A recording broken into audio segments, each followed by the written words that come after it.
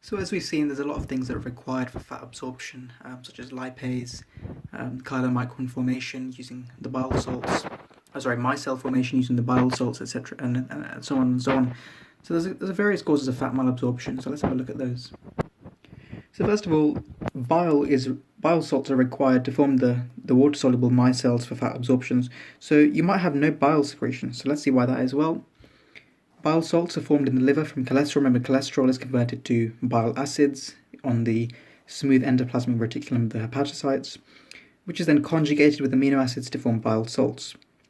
So there might be problems with the liver as to why the bile salts are not being made. Well, hepatitis and cirrhosis are liver problems that would mean you have no bile secretion.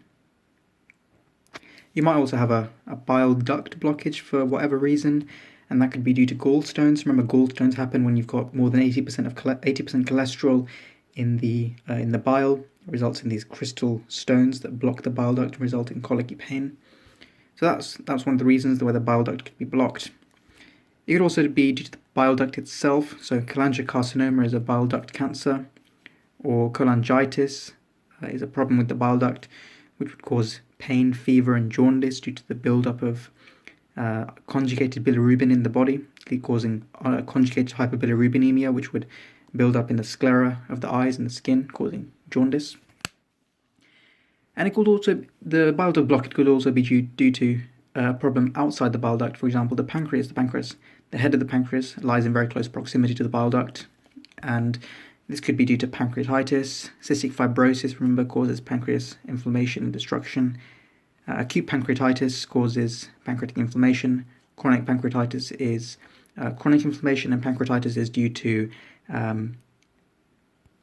premature activation of the pancreatic enzymes due to, if you remember, get smashed, G for gallstones and E for ethanol, so that causes pancreatitis, cystic fibrosis, and also pancreatic cancer. And pancreatic cancer is quite bad because you get no pain, but it can progress. It's got a very low life expectancy.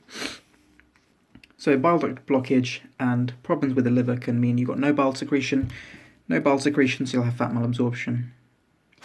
You can also have intestinal causes of fat malabsorption.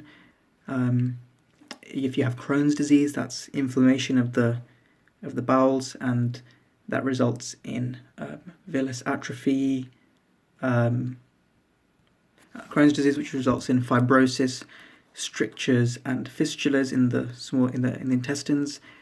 Celiac disease, which is a gluten enteropathy, causes villus atrophy, so less surface area, bacterial overgrowth, and also intestinal resection. These things will result in poor fat digestion and absorption due to intestinal causes. And you can also have lymphatic causes of fat malabsorption, for example, due to poor chylomicron uptake by the cells of the body. This could be due to tuberculosis or lymphoma, or also ACTH deficiency, adrenocorticotropin hormone deficiency.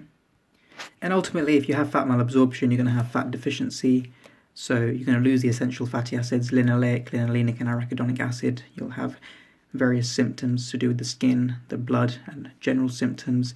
You also won't be absorbing those fat-soluble vitamins A, D, E, K. If you don't get vitamin A, it will result in skin problems and eye problems. If you don't get vitamin D, you will get rickets due to calcium malabsorption. Vitamin E is associated with neurological problems, and vitamin K, you won't be able to carboxylate those glutamates to help you to bind calcium, so you'll get bone calcification. And if you're not absorbing the fat, it's going to come out in the stool, so that's steatorrhea.